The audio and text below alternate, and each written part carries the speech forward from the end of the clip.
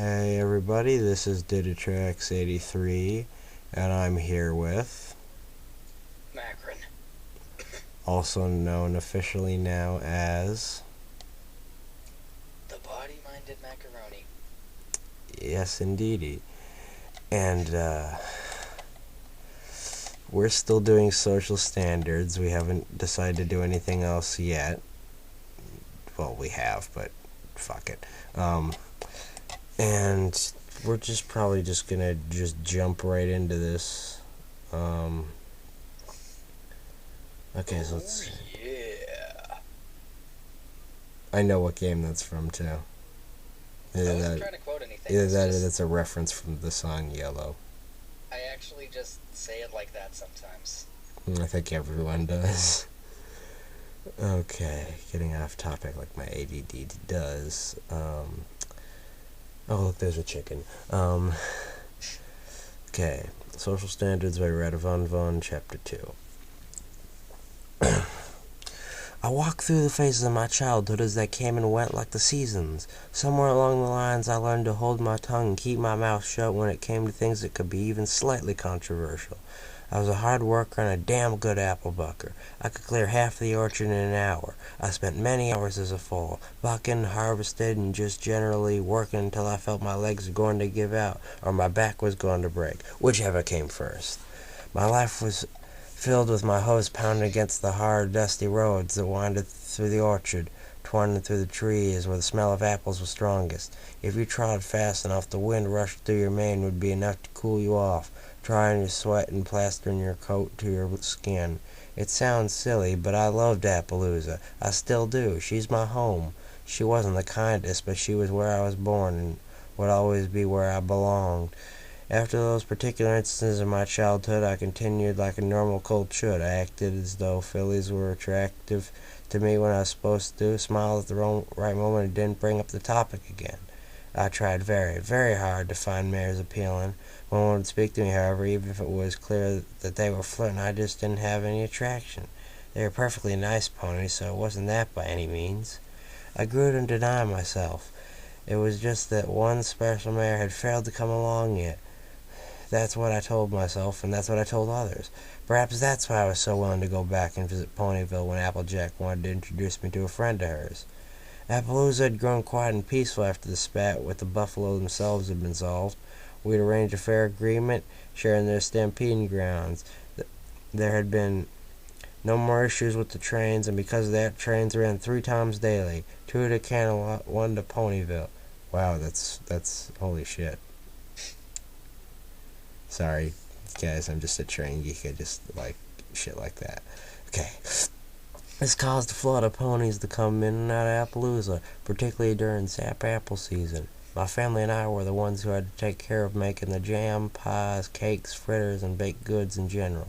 This made sense with us being the only relatives of the actual Apple family in all of Appaloosa, which had been settled sometime after Ponyville.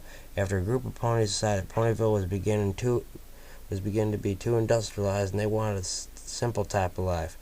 It certainly wasn't hard to see why.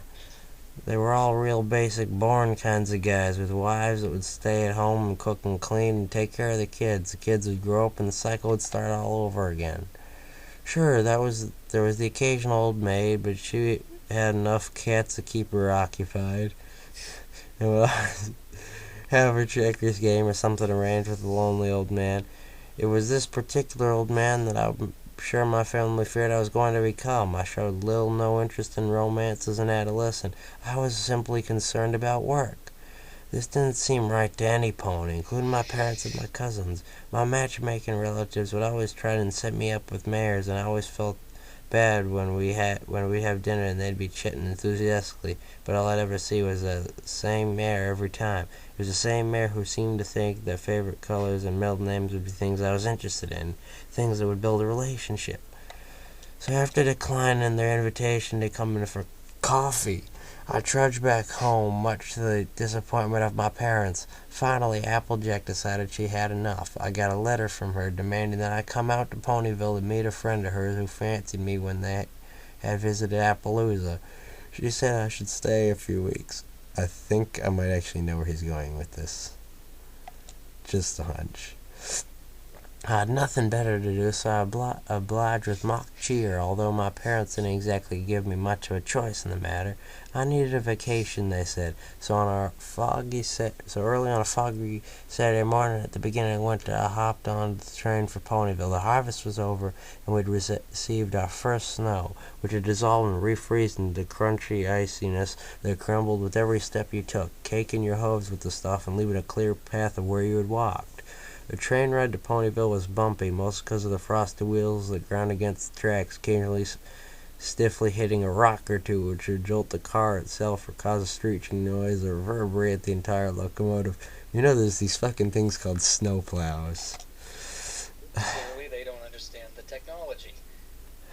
Get a fucking rotary, assholes. I was a patient pony, so looking out of the window was certainly enough to entertain me while the mustached stallion across the car from me snored away the trip. The bumpiness was easily tuned out as I mused the fauna. Scenery zipped by quicker than I'd ever imagined. I hadn't been to Ponyville before, shocking as it sounded. Applejack and Macintosh had always come to visit Appaloosa. I simply had never felt like leaving Appaloosa. It was the only town I really needed because it had everything I needed. It got lonely sometimes, but I had my parents and a few other ponies that bucked apples with me.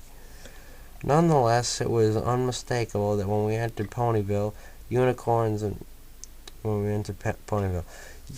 Pegasus, along with Earth ponies, littered the masses. They were sprinkled throughout the population, something you didn't see often in Appaloosa, which was predominantly an Earth pony town.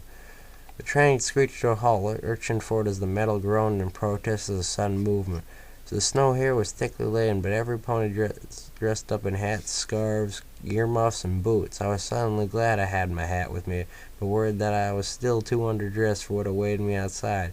It looked much, much colder than Appaloosa. I pressed a hoof up against the window. Frigid, I pulled it back slowly, leaving a ring of moist fog on the glass, and shivered. I stared at my reflection in the frosty window, briefly remembering myself as a child and the first time I had noticed my eye color. When the green stallion across from me awoke, he smacked his lips obnoxiously and arranged himself on his hooves, rubbing his eyes before walking out. I let out a sigh, standing up and grabbing my bag from underneath the seat and nudging my way out of the train onto the platform. Celestia, it was called, though I had a feeling I should have anticipated such weather. I shivered and inched forward a few steps until I heard someone call my name. Braeburn! Applejack's voice sounded distant, but I could still hear it vaguely to my right, and pricked my ears until I saw her orange head bobbing through the crowd. "Hey, cuz!" I exclaimed, tightly hugging my forelegs around her. The temperature was forgotten. Aye. She greeted, releasing me and grinning the silly way she usually did. The freckles on her nose had disappeared, though her cheeks were still dotted with them, giving her a somehow more mature air. How you been, Bray? "Well enough," I smiled. "You?" I've been just fine. We's been getting ready all for you, though. You're gonna like the mare I got in mind for you. Real sweet. Just like you. Works too hard, don't think she needs no one else. I frowned. That wasn't what I thought at all. I bit my tongue. "Really? Which one was she again?" Rainbow Dash. Now she gets sort of sensitive, so I'm just warning you, be careful. She's gonna be over here for dinner. I got Granny Smith to go play bingo at the old pony's home with some friends of hers once we get dinner started. So it's just gonna be you, Mac, and Apple Bloom, but, Applejack smirked and elbowed me. if you need some privacy, feel free to ask us to leave, or leave yourselves whenever you like. Heat rose up to my face. Yeah," I muttered. Sure, AJ, I'll remember that." Disturbed by the notion, I looked at my hooves. Applejack rolled her eyes. You're pretty damn sensitive yourself. I know, just I'm not comfortable with that sort of stuff. You know that. Suppose I do. Alright, sorry. Just horsing around with you, Bray, and making horrible puns. No, it's alright. I remember Rainbow Dash just fine. Did you propose this to her as well? As a matter of fact, she was telling me all about how she fancied you the entire time we were in Appaloosa. Jack's all rough and tumble, but she ain't no much of a hotshot as she seems. Told her I'd give you the proposition. Alright, I suppose I could stand to get to know some pony better, I mumbled. I knew immediately how this would end. Rainbow Dash had been nice enough, particularly with helping out the buffalo, but I knew I just wouldn't feel anything. I was just going to hope I didn't hurt her and continue on with my life, return to Appaloosa and going back to work. We're here. Applejack informed me while I continued walking, staring at the ground and having lost myself. I glanced up. Wow, AJ, this place really is all you said it was. It was massive. I could spot a pig pen to my right, surrounded by picket fences, slathered in chip red paint that exposed the dry fibrous wood underneath in more places than one. Dried, partially frozen mud splattered in a radius around the pig pen, while the pink and brown creature sloshed around in it, though I imagined it to be freezing. In the occasional gaps in the snow, the grass under hoof was dead, probably from frostbite or something. The dirt was dry, cold powder on the topsoil, but as I stepped, my hose dug in somewhat deeper, exposing the glaciated mud just underneath the surface. To my left were fields that seemed to go on for hundreds of miles. Corns, carrots, potatoes. I could name each one of them. Barrels of hay sat next to a large stack of the stuff besides an orange chicken coop. The peeling paint showing that the wood was in a condition like the pig pen's picket fence, a sign with an egg resting in hay hung down on two thin chains from the top. Finally, the apple... Shut the fuck up, Connor. Finally, the apple orchard. The most wonderful smell wafted over me. Fresh apples. There was no fruit currently on the trees, but the aftermath still existed on the breeze like some kind of distant memory. Hills rolled endlessly as though on the backdrop of a painting fading into distant clouds. I sighed quietly as my muscles began to relax, trudging towards the imposing, yet somehow friendly, orange barn house. To my luck, I found the rest of my family sitting on the porch, Apple Bloom squealed with delight, trotting forward and grinning. Uncle Braeburn! Thank God I'm not wearing a headset. She grinned, her bow bouncing as she ran towards me and reached up, throwing her forehooves around my neck and hugging me.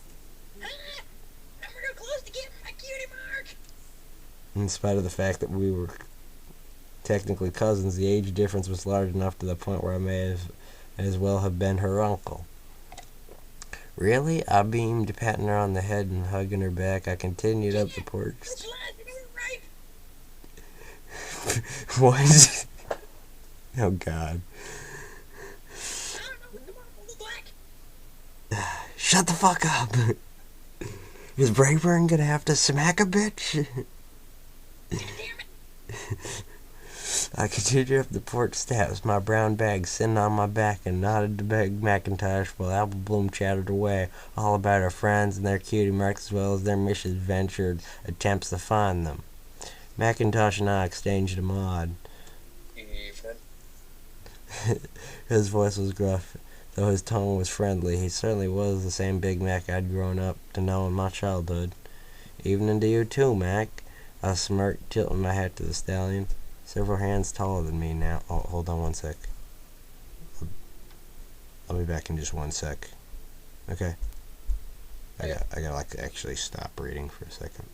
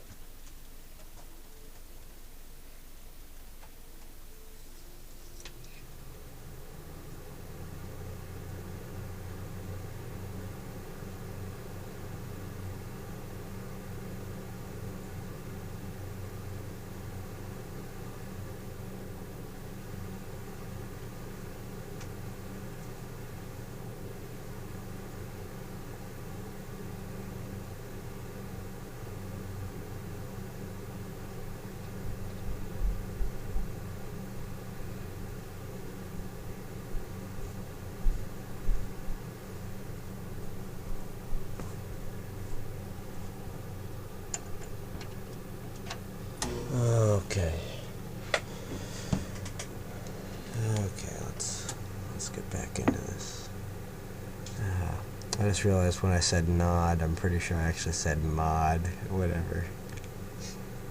Modding communities. Relevance. Okay. Um, I smirked, tilting. Okay, even to you too, Mac. I smirked, tilting my hat to the stallion, several hands taller than me now. Finally, Granny Smith forced herself out of her rocking chair and grinned. Hey, feeding Braeburn. Yes, Appaloosa, son. Granny Smith smiled wildly, gruesomely displaying her dentures, but I, but I grinned at her nonetheless and gave her a gentle hug. She always seemed so frail, like if I touched her, bones would shatter or turn to dust or something. We're all thinking the same thing, Braeburn. Trust me. Same as always been, Granny. Fantastic. I turned back to Applejack. So where will I be staying in this fine establishment? I felt a welcoming familiarity as I realized I was safe with them. Well, that was something we was debating, right? Applejack informed me, shooting a silencing glare in Apple Bloom's direction. The filly snapped her mouth shut and smiled coyly. We were thinking you could hole up in Mac's room, but it's so darn messy. She paused to glare at McIntosh, only rolled his eyes and continued absent-mindedly chewing on his sweet. So I figured it might be just easier for you to sleep on the couch. Of course that's not a problem, Major. I wouldn't want to be intruding on no pony. I'm just a guest, I nodded. This is your home, and I'm just passing through. There, Braeburn Apple. Granny Smith snapped, hobbling around my right side. She scrunched up her face like she tasted something foul and narrowed her eyes. You're always welcome here. Is she drunk now? I don't know. Okay. Good job, though. She exclaimed. We never leave you hanging for no reason. You got to come to us and tell us. She wrapped her four legs around my neck. Thanks, Granny, I smiled, shifting on my hooves and turned back to Apple Bloom. So what was that about Scootaloo? Apple Bloom grinned. You was listening. Nobody ever listens to me. Granny Smith hit her lightly on the back of the head. That's the truth. You know that. Apple Bloom winced at the same time I did. That had been unnecessary. I shook it off almost immediately. I was a guest, even if they were family. An awkward silence passed before Granny Smith glanced up at me. Braeburn, has Applejack good?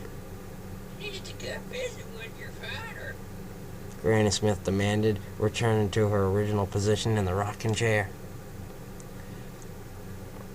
No. I'll tell. Fuck you. I'll tell them you said that, Granny. I realized how absolutely frigid it was, and shivered again. If y'all don't mind, this is a bit colder in Appaloosa.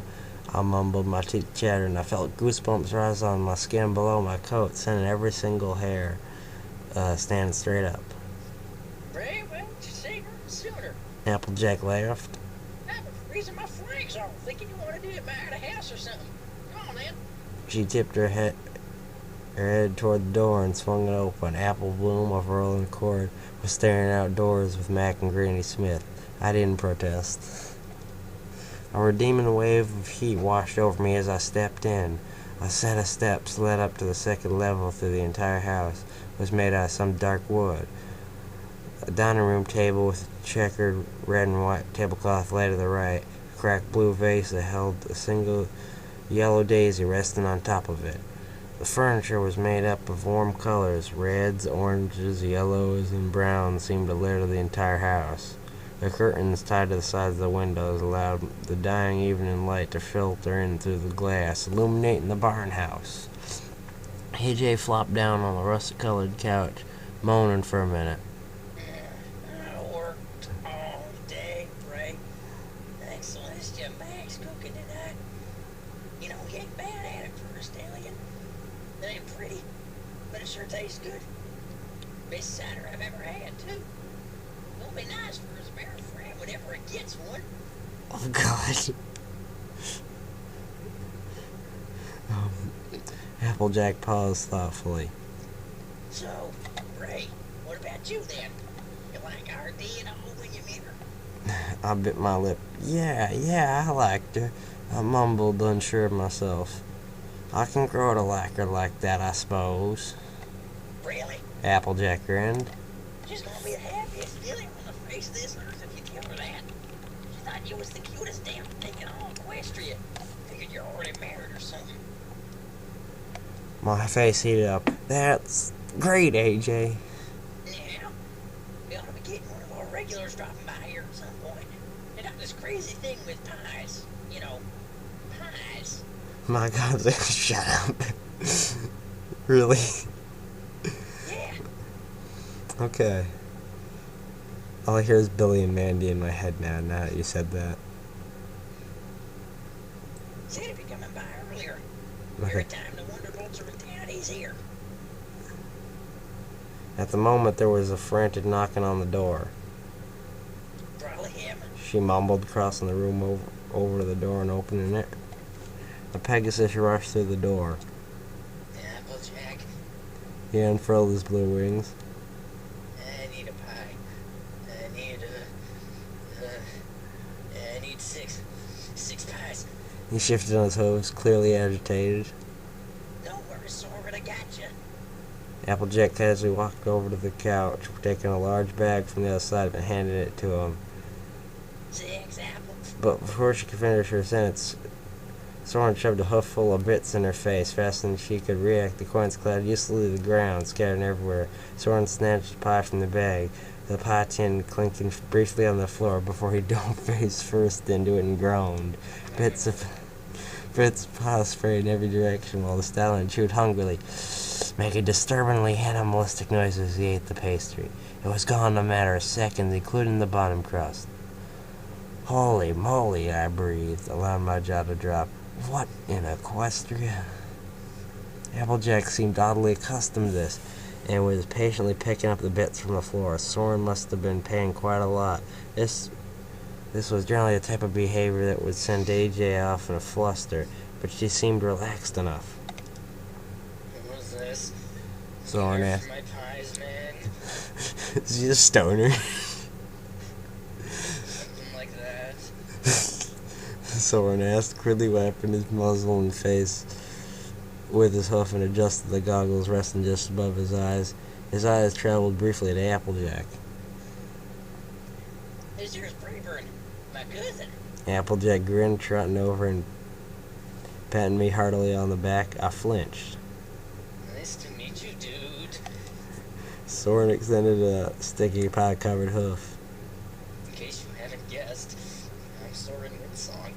Totally a part of the Wonderbolt, so you've probably heard of me. I raised an eyebrow. Yes, I have. I shrugged it off and shook his head. I guess you like AJ's pies, huh? She makes the best ones. Ever been here during Zap Apple season? Yeah, man. Soarin laughed. Tried one at the gala. I have to find my fix all the time. I get the shakes. Every time we're in Ponyville, I stock up. Winter solstice performance is coming up. While speaking, the stallion had taken to licking the pie tin and I shrunk back. You're gonna be here for... Oh, wait. Shit. I'm gonna be here for that, man. Performance is pretty rad. Most likely, I mumbled, still somewhat put off by his behavior. There was being fancy and then there was being well-mannered. Soarin was neither. It was almost shocking, to say the least. Soarin, let me get you a fucking towel. Applejack sighed, wetting a rag in the sink and handing it to Soarin, who wiped his hooves and face. Promptly after tossing the towel back to AJ, he grabbed the pie tin and placed it on his head. It also serves as a hit. He turned to Applejack again. Thanks, man. Soarin winked at her and Applejack shuddered with repulsion. Keep dreaming, lover boy. She snapped at him, narrowing her eyes. Fine.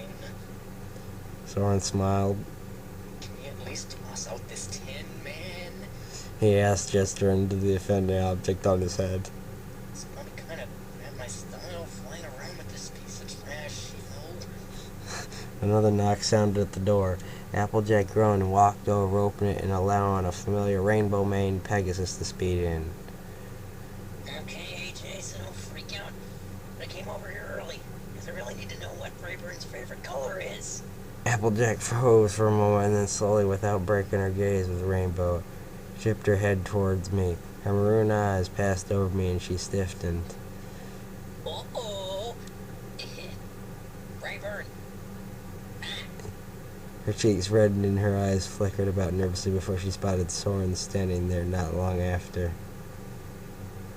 Oh my gosh. The mare's muscles tensed entirely. Soarin only maintained a satisfied smirk. It's you. She gasped, crotch thrusting, forgetting that I was there and squealing loudly. You! Soarin! Soarin Winson! Standing right here! AJ told me you were here, but I always missed you and... Oh my gosh! Rainbow Dash's jaw dropped and she released a jubilant cry as though the stallion weren't sitting there wearing a patin on his head. Applejack glanced in my direction, cocking her head toward Rainbow as the Pegasus praised Soarin. AJ rolled her eyes and resumed picking up the leftover crumbs on the floor. Oh my fuck, and that's the end of chapter 2. Oh my fucking god. Holy shit. I may not have thrown some of the voices there. There was no clear enough transition, so I almost took over one of your lines. I think we covered everything. Yeah.